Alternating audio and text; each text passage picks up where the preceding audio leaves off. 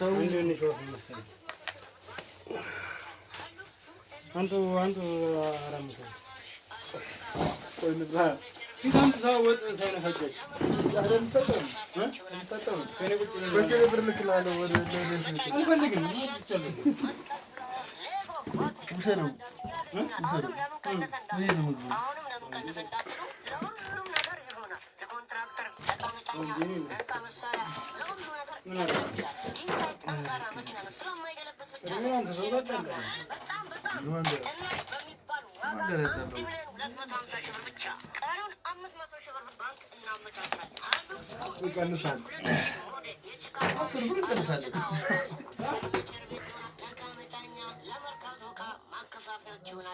ፈጣሪው ይሄን ምግብ